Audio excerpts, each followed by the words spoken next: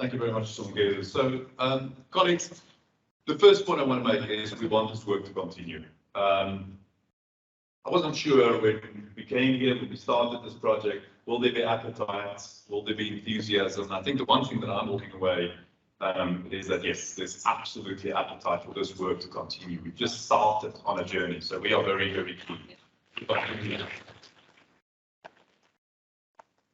So what are the next steps? The first thing that we will do is we will liaise with all the coordinators and capture all the points that were made in the streams, supplemented by what was said in the plenaries. And we'll draw up a list of issues that delegates, that this community of practice has identified as issues that we want to engage with at the moment within our community of practice. We will then invite everyone that were present here, but also beyond that, people that couldn't make it, that didn't hear about this. It's an open church to continue collaborating on those issues. We'll do so within these streams that we've established. Part of this consolidation is to have a look at whether these streams make the most sense or whether we need to tweak some of them. We will communicate all of that to this community of practice and then continue the work within these streams. This will involve discussing the particular issues that's been raised both in plenary and in stream sessions, outlining the options available to us, what are the challenges, and what are the interventions that we think require attention and more work. Very importantly, the work within these streams will also involve identifying those case studies of best practice that already exist within our community. Those signs of excellence, where people have already experimented with things, so that we can write those up and share those widely within the community of practice. So what is the output that we hope to generate through this process? What we really want to be able to do is to do brief write-ups of all these issues and create the type of issue papers that one would imagine for each one of these issues. And it's not a closed list of issues. There will be more that emerge over time. But we've raised as a community now a number of issues that we think require attention. So we will start by developing issue papers on every one of these issues. So that work will start within these work streams. This is now happening, of course, wherever you are participating virtually within a work stream. Every work stream will continue to have a coordinator. There might be smaller work streams within it. It's very organic, right? So it's not a one-size-fits-all. I think that's become the theme of the two-day workshop. So we're certainly not going to approach in a one-size-fits-all the way that we approach it. Whatever works for the particular issue, for the particular group of people collaborating. In the issue paper, we want to develop them over time by including as many of the elements pertaining to that issue as is possible. Writing it up, including some of the thought, thinking around this issue as it's developed in our own country, but also more broadly in the public procurement space. What are the regulatory dimensions of this particular issue? So what rules do we need? What are the systems that would be required to address this particular issue? What are the standard operating procedures that one would have to develop to be able to deal with this issue? What case studies are there that we can draw on, either from within our own country, or if we don't have good case studies yet, let's go elsewhere and see who else has done really good work, implemented a useful example, and let's write that up as part of the issue paper. What are the skills that needs to be developed to address this particular issue, etc., etc., etc. As much as we possibly can build into that issue paper to develop a real rich resource on the particular issue.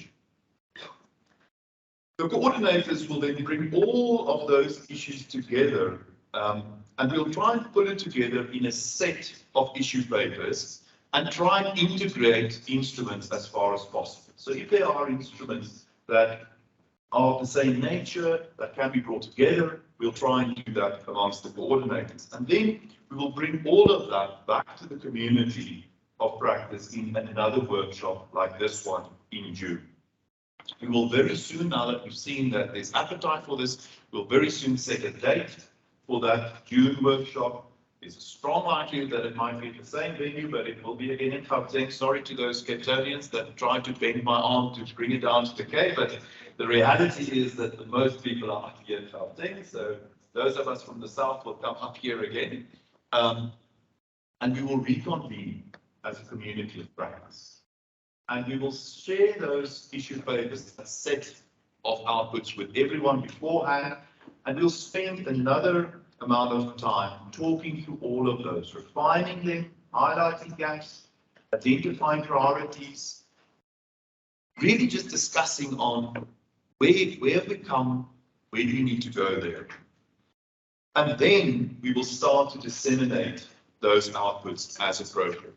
For example, that could involve bringing some of that output to the public participation process that Parliament must go through when it considers the bill. So these outputs, for example, could be submitted as part of that public participation process to the extent that a particular output, particular issue paper is relevant to a particular provision in the bill, and that we would want Parliament to think about when it considers a new piece of legislation.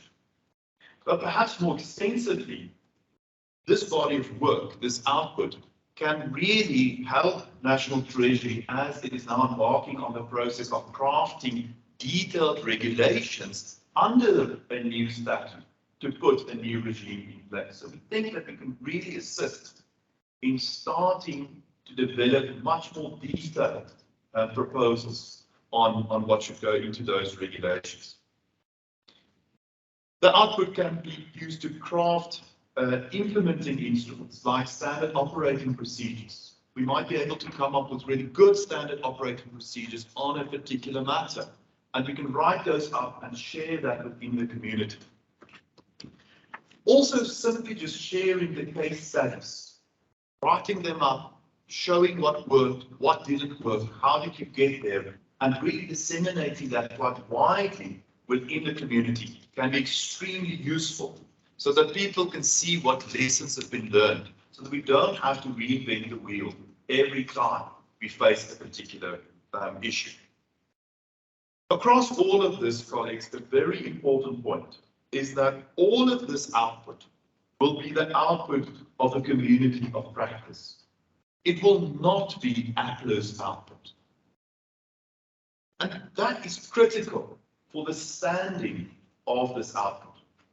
They are not simply outputs of one entity, one constituency with a particular objective or a particular agenda that it wants to pursue. It's a collective output by a community of practice that's come together and that's framed the kind of collective approach that we would like to put into these processes. And I think by the very nature of that collective output, it carries more weight. Very importantly, it is an open community of practice. It's not a closed community of practice.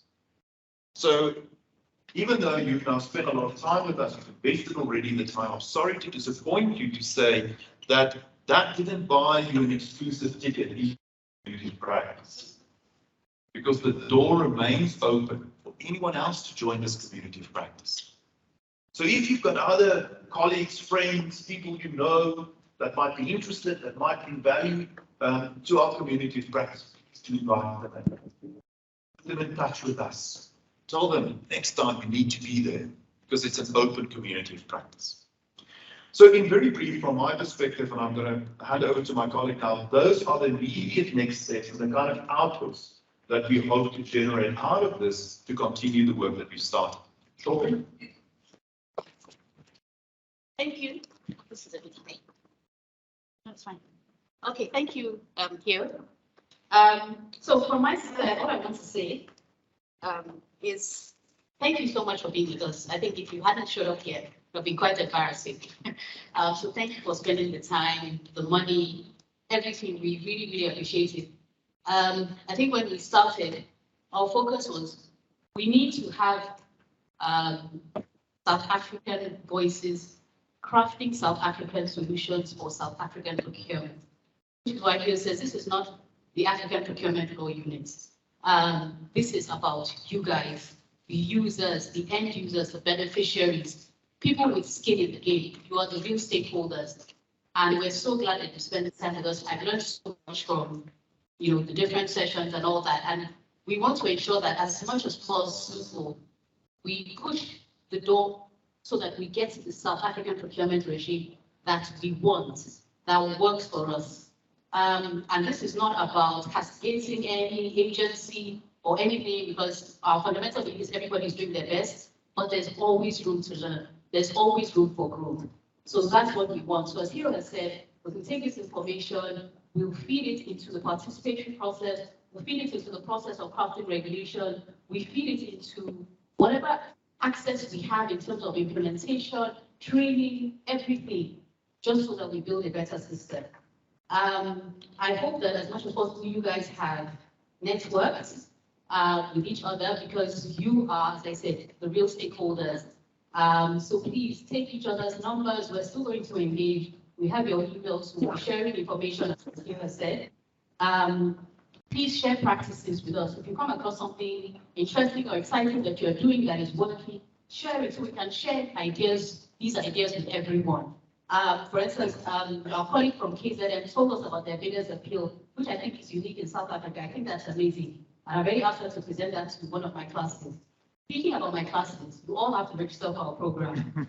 Anybody here who does not have an LLM or PGD to public procurement, register. If you don't register, I'm going to ask the military personnel here to deal with you. So that's that. So please, if you're interested, go to our website. And then I also want to announce our dear friend Sean, who is a procurement encyclopedia on his own. Every Wednesday at 10 a.m., he has an online Zoom meeting. So please join tomorrow, and if you're not aware of it, join henceforth. It's an hour. Sean, what's your YouTube channel called? SCM Collaboration. Okay, his YouTube channel is SCM Collaboration. I'm going to call out the number for the Zoom meeting tomorrow. So take this down if you're free at 10 a.m. tomorrow. The Zoom meeting is 435-845-604. So tomorrow's Zoom meeting 435-845-604, and the passcode is SCM.